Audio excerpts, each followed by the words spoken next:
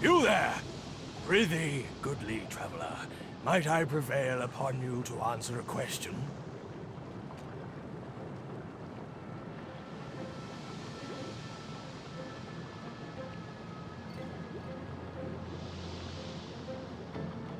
You see, I am on a mission most grave. I seek a sorcerer most foul, most reviled, most feared. Her name His pincers scissor wildly. Scepter the Ineffable! Have you heard tell of this wicked beast on your travels?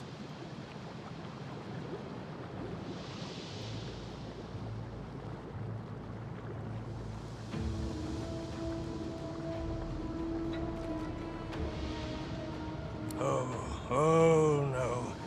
You spoke to her. Face to whatever you call the odd frontly part of your person. I regret to inform you, you haven't much longer to live then. Now that she has your scent, it won't be long until Scepter tracks you here and guts you like a minnow. You have my sympathy. The hunt continues.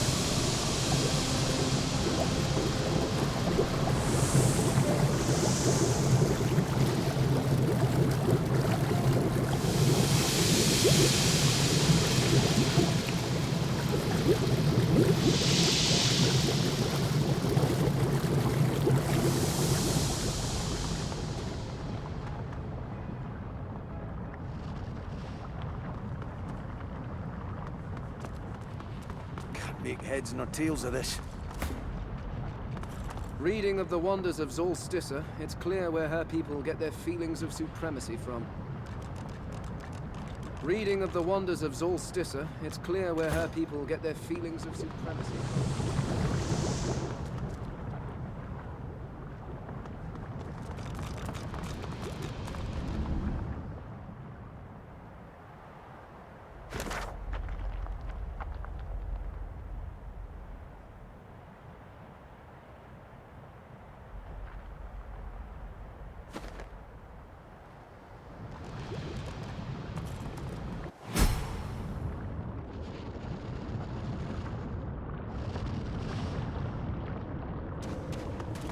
This is not quite the safest place I've ever been. We'd better find a way inside before it all goes up in smoke. And us with it.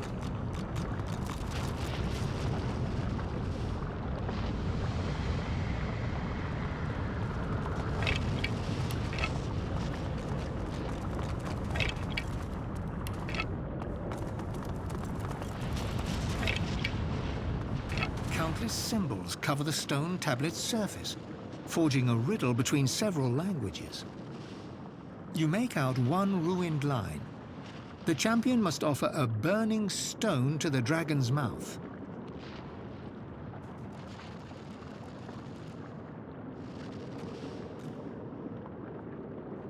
Brachus's spiky scribbles tied fire runes to the cult of the dragon. This altar would require a fire rune. Between the symbols is a remarkably simple answer. A burning stone, a rune of fire,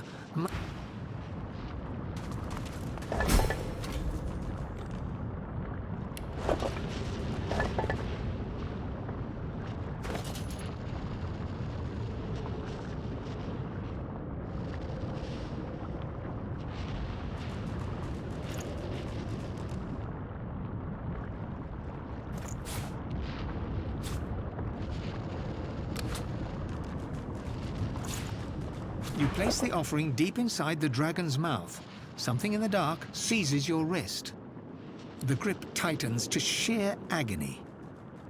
Cold metal presses against you to soothe the ache. When you reach for it, your fingers catch on a pair of greaves. As you pull the armor free, the bitterness of betrayal cuts through you. Ash clouds the room, hot as a forge. You stand high on a black cliff housing Zorl-Stissa's temple. Other lizards scream, declaring you a blasphemer. I see you. And inside you is the strength I've been looking for. You must find the temple where the Devourer's loyal servant was abandoned. I will draw strength from there to speak again. The vision fades. The cave's sharp chill returns, and with it, a cold aura takes shape behind you.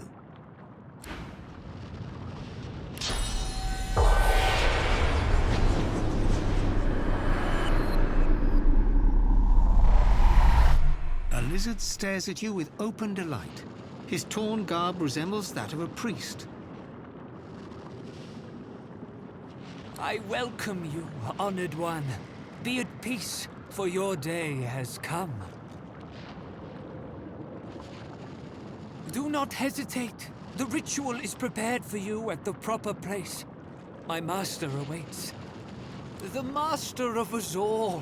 We serve the Devourer in his infinite grace and hunger. Join the master at the temple of the false goddess, Zorl-Stissa. We cannot leave him waiting.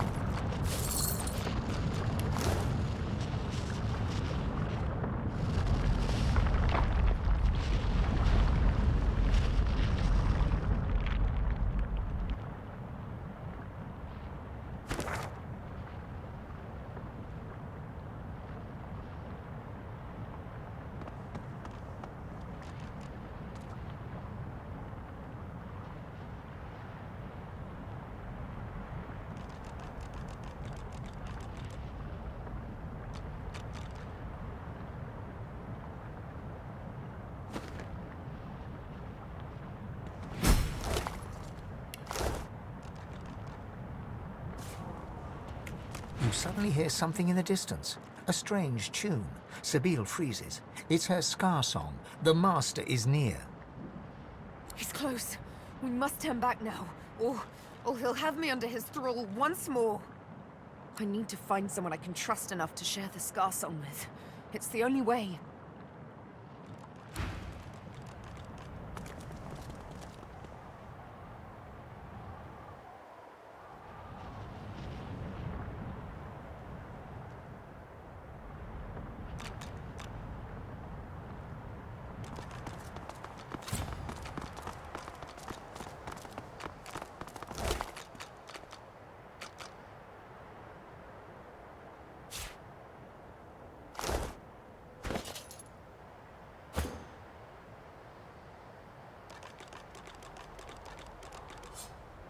You are a priest of the kin, your face raised to the sun, your blood warming to the heat upon your skin.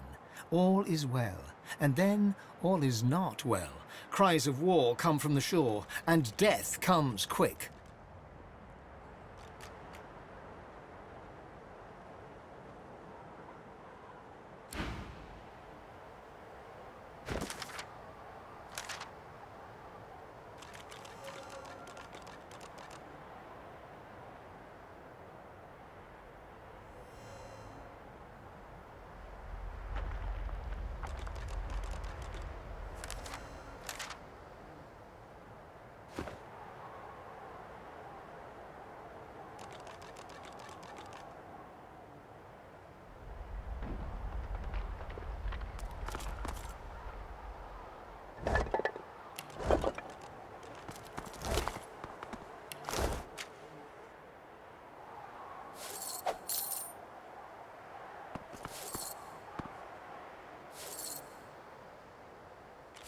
Oh, lucky find.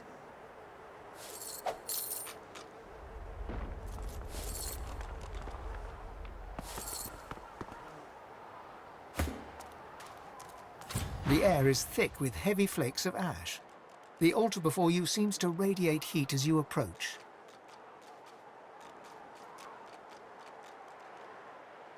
An emblem of the sun glows faintly on the altar, but all you can hear is the hiss and rumble of the volcano and your own heavy breath.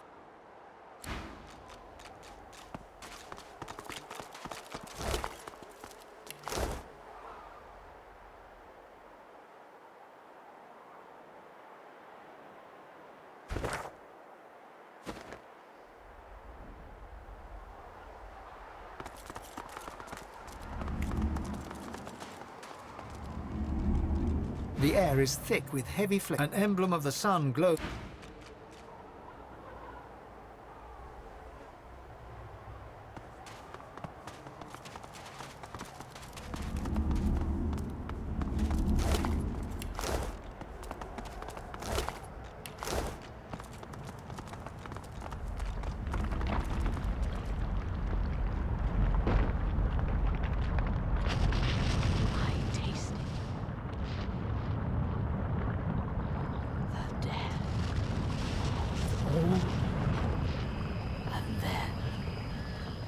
Rise.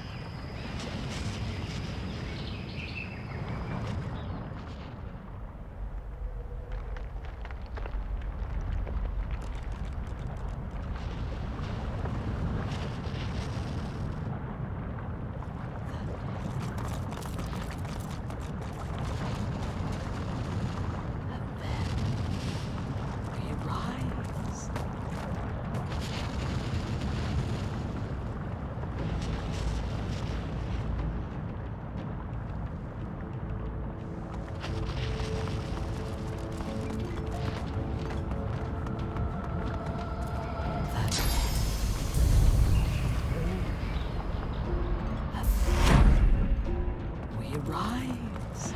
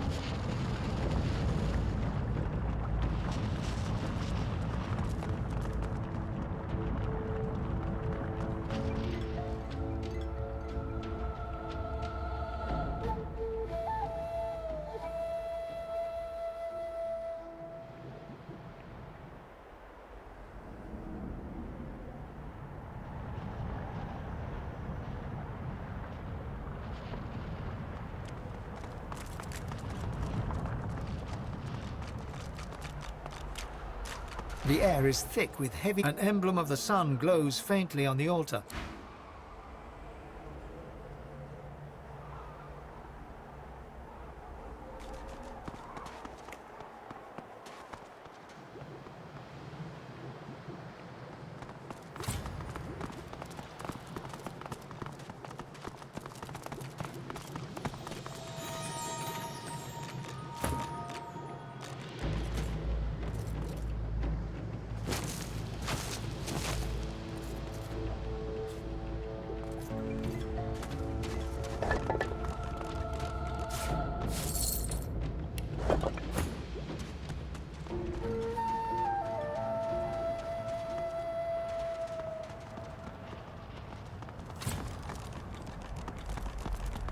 One step, then another, ever closer.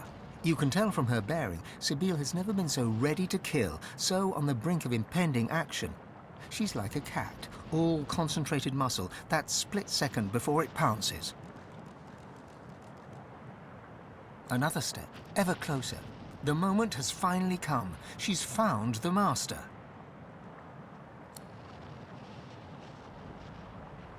The eyes of predators meet.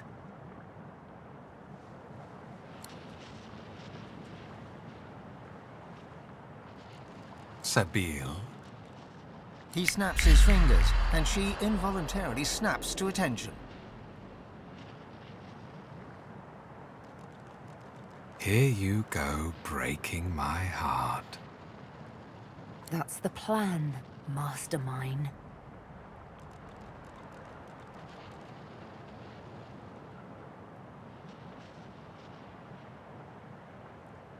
He sighs, sadly. I don't begrudge you your freedom, Sebille. Your escape relieved me of having to witness your death by your own hand. The inevitable last command. I would have watched you, like I have all this time, glad to see you live, sometimes even laugh. I'm very fond of you, you know. The feeling's not quite mutual. Not yet. Another snap. Different fingers, different sound. She looks to the ground. She's bowing before him. Utter control. The tool of a tyrant, you think? But you're mistaken. Let me indulge you with an explanation. Everything I do for a much greater good. The supreme example of this is you, Sebille.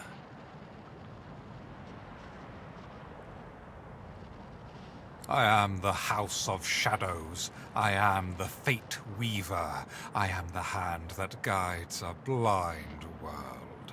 From darkness, light. What I did had to be done, Sebille. It had to be you, for you're the prime scion. The other scions knew you, welcomed you. They sought out their own killer. It was all so very elegant. Sebille slowly draws her needle. Time to get to the point. My, you still have the needle I gave you. How very gratifying. A fine instrument, is it not? Precise, exact. Just like me. Just like you. You should know that I forced you to shed the blood of scions because rather than a killer, it transformed you into a savior of untold millions. Here's the final truth, Sebille. The true evil here is not me. The Mother Tree and her scions do not seek to carve out their own part of peace in this world. They seek to carve out the whole wide world for themselves. They want their roots to conquer every last inch of Rivellon. World domination. The prevalence of one race over all others. That is what they desire. That is what I counteract.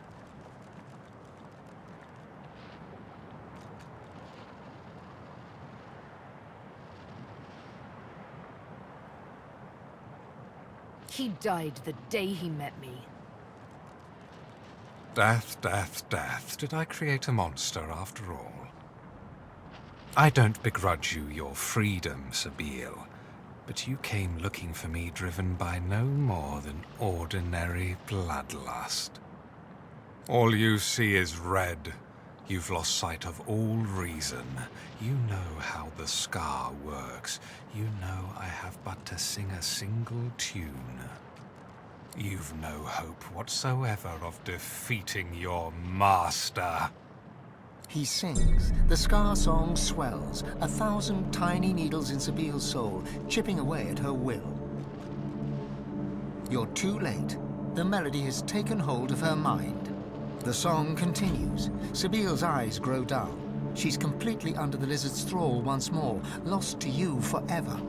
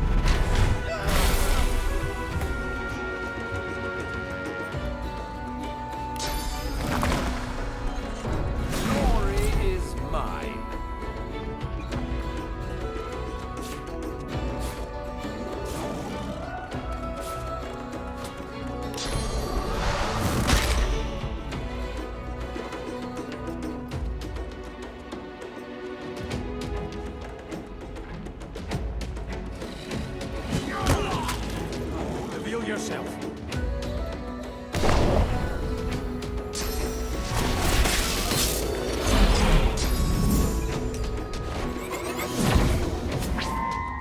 Heal yourself.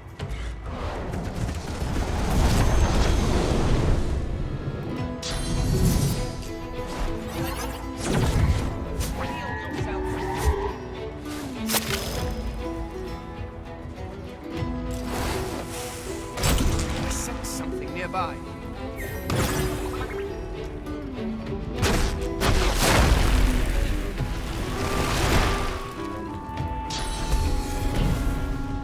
Yield to none!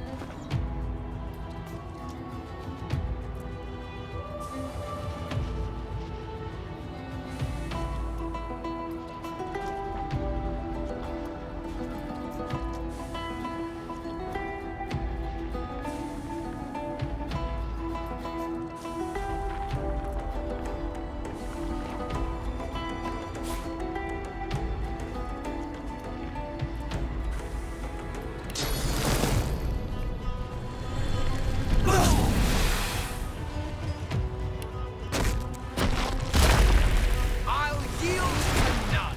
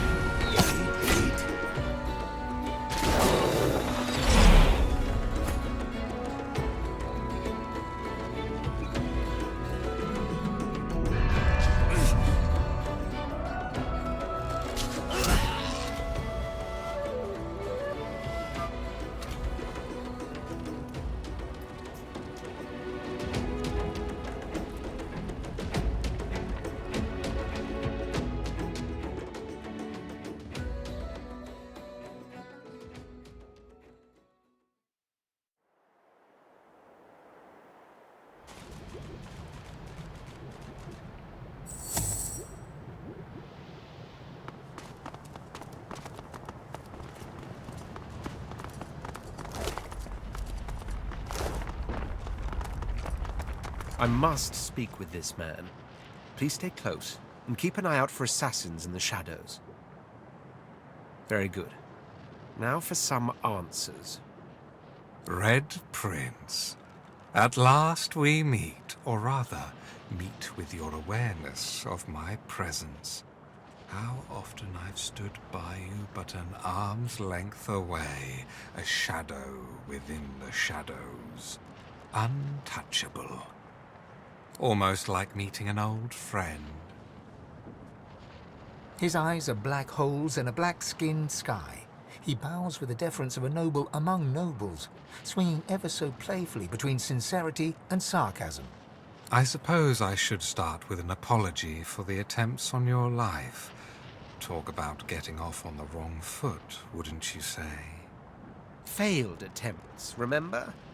Hardly made me break a sweat, those lackeys of yours. To my astonishment, and I admit my admiration. You may find this hard to believe, but given different circumstances, I would have been quite content to let you live. Let you play the Emperor from your golden throne in your golden city. Alas, certain events beyond even my control were set in motion. Ripples became waves. I had to act. And so I arranged for you to meet with an unfortunate self-inflicted end.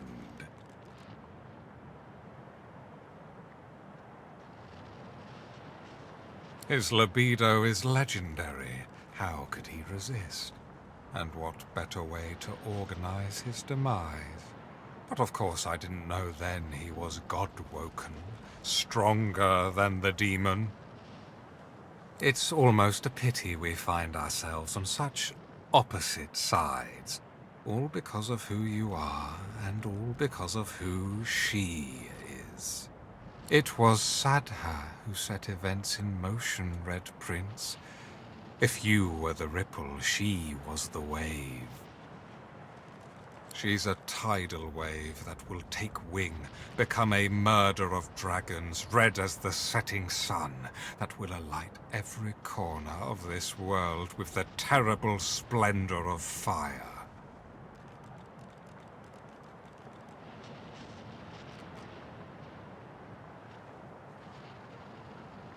And I, their proud father.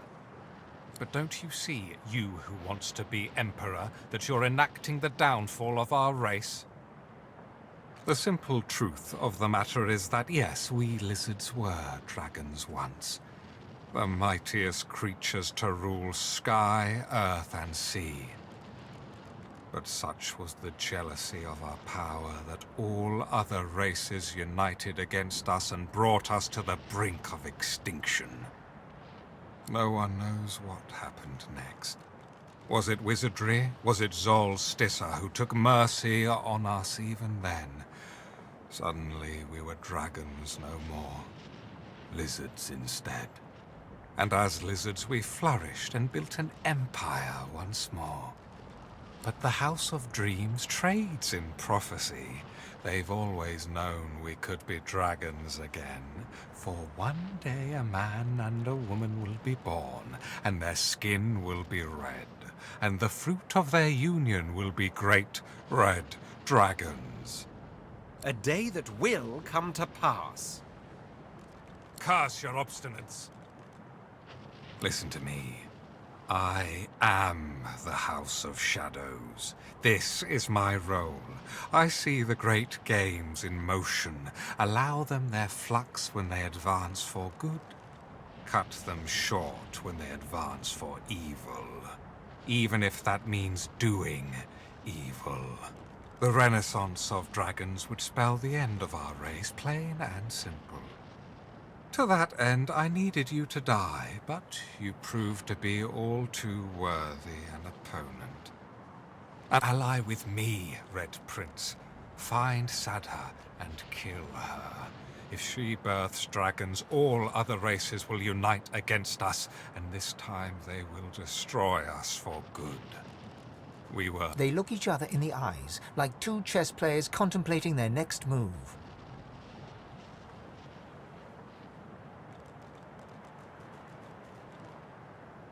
Actually, I think I'll call his bluff. Now then, I'm the Red Prince. Your role in this story is over. I am its sole protagonist. Sadha may indeed be dangerous. I may decide she must die. I may not. But it will be my decision. You're out of options, Master of Shadows. Tell me where she is. The Shadow Prince stands checkmated, and he knows it. I truly have no choice, have I? Very well. I must put the fate of all lizards in your hands. But beware. Sadha is ultimately dangerous. Not only will she be the mother of dragons, I fear she's fallen in with an old enemy. Them. He points to the fallen black ring. If I'm correct, and Sadha's heart has been darkened by the ring, you may be able to find her through their scrying magic. There's a thing on this island known as the Sallow Man. He is a master of mirrors. Mirrors like his will read your mind and show you what you desire, if you manage to elude or eliminate him. A word of warning, though. He is like a shred of nightmare ripped from the dream realm, set loose in reality. Do not underestimate this creature. Be careful, and become the savior of all lizards, Red Prince. Become the true emperor of your people. I will be Emperor, yes. Of lizards or dragons, that remains to be seen. Sebille Shayanu, Sebille Shayanu.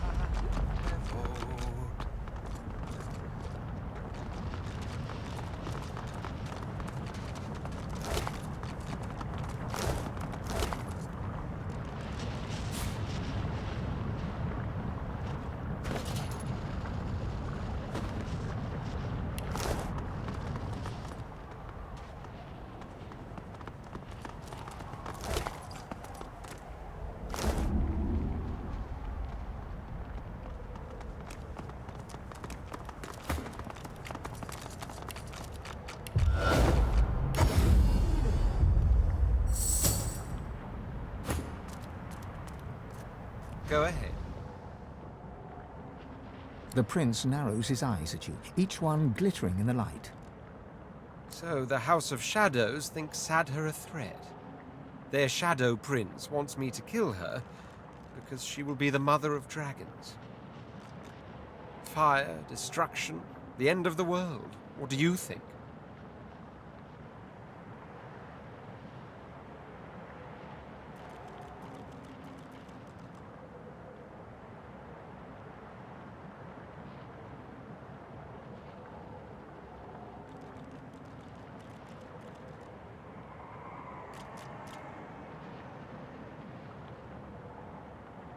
Only one way to find out, as far as I'm concerned. Let them be born. How resolved he looks. How royal his bearing. Or did you think I'd be swayed by that shadow mongrel? His kind, it is all cowardice. They who are scared of what might happen do well to be afraid of what will happen, for they only strengthen the resolve of those they oppose. As for the world's reaction, I will deduce, I will instruct. And so it does not matter how the world reacts. Each eventuality ends with my victory.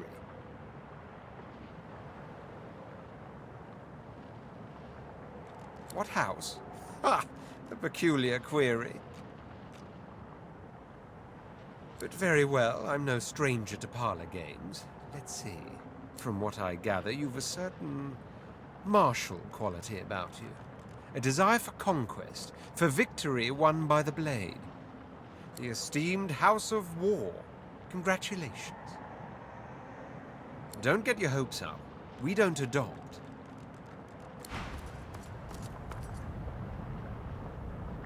Yes.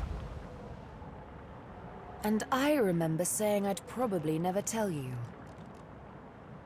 Then again, why not? I suppose some stories were always meant to be told. So, here goes. No, hang on. She retrieves a small flask from her backpack, uncorks it, and takes a big swig. Tears stream from her eyes as she offers you the flask. They're tears of joy, I assure you. Here, have some joy. You drink. It burns. Soon the tears run down your cheeks as well.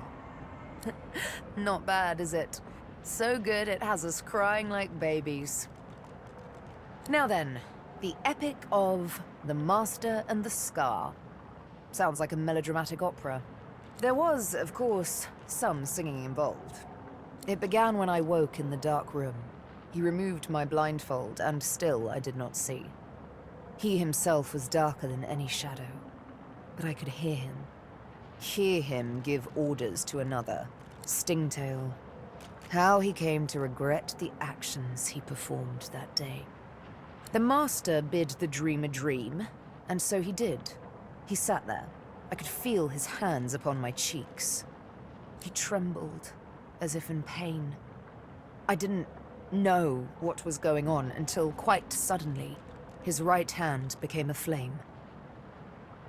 I screamed as he traced the design of the scar into my searing flesh, but I could not move, not an inch. And all the while, the Master looked on in darkest silence.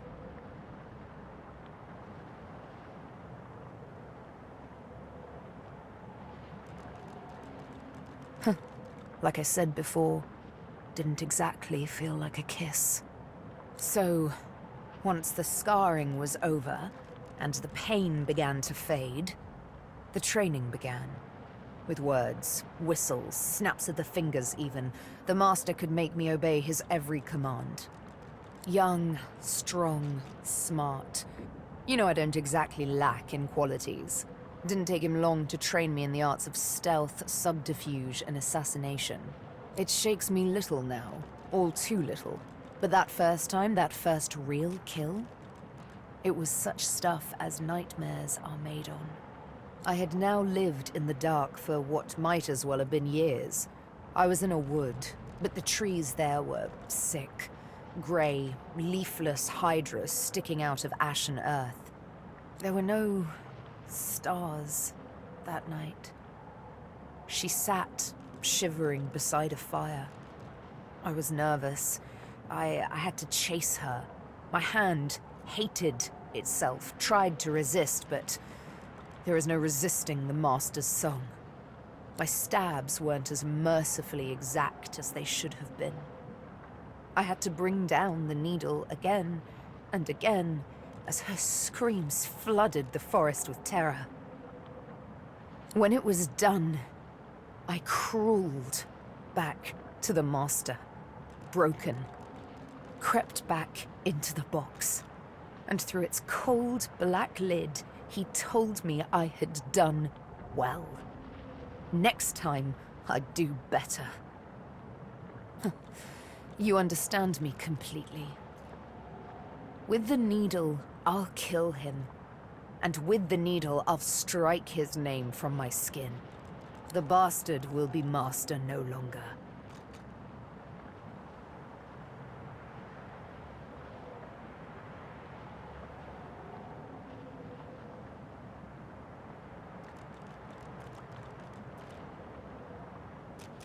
The very best. She cocks her head ever so slightly and eyes you as innocently as a kitten. Why? Don't tell me you disagree.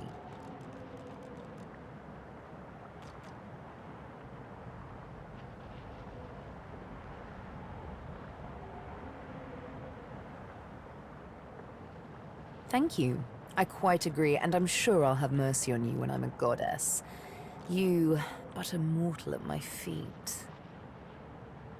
In all seriousness, though, the prospect both tickles and terrifies me. I mean, divinity. Will it be a blessing or a burden? Would we be truly omnipotent, or merely the servants of an unruly universe, as desperate for control as we are now? And then there's the question that makes me shiver most of all. Would we still be ourselves? Would I remain Sebille, or would my mortal soul die upon gaining divine immortality?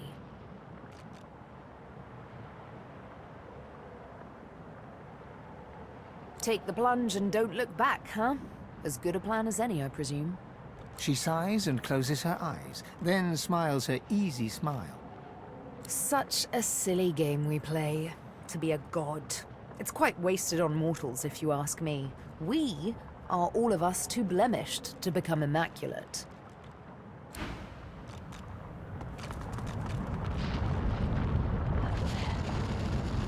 We arrive.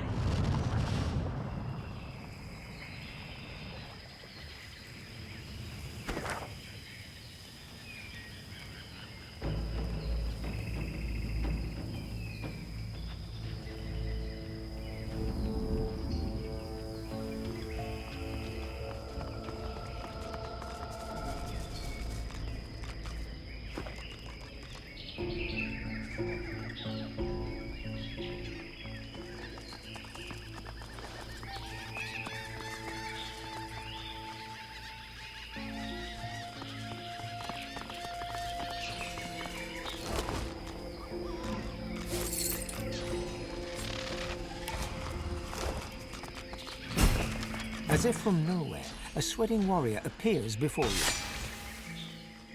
You were late, bonebag. The Divine Order Pigsby here at the temple. Kill him. He points you towards the nearby temple, where a You have your orders. Get to it.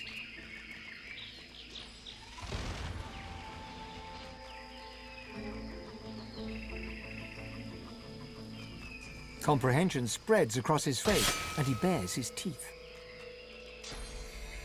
I fear not death, for I shall have eternal life. Thou should fear your own demise, for thou it is your end.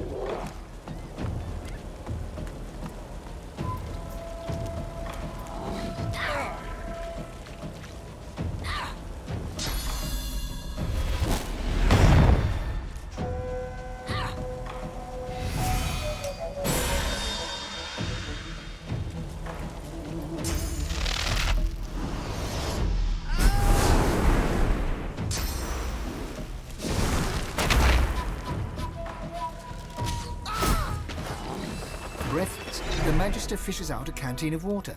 She gulps half of it down, then splashes blood and grime from her face with the rest. She nods at you, a touch wary. My thanks for your help. But who are you?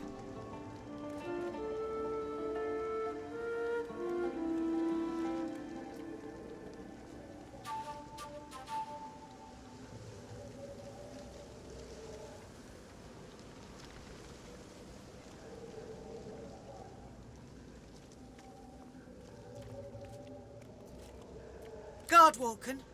There's only one Guardwoken on this island, and it isn't you.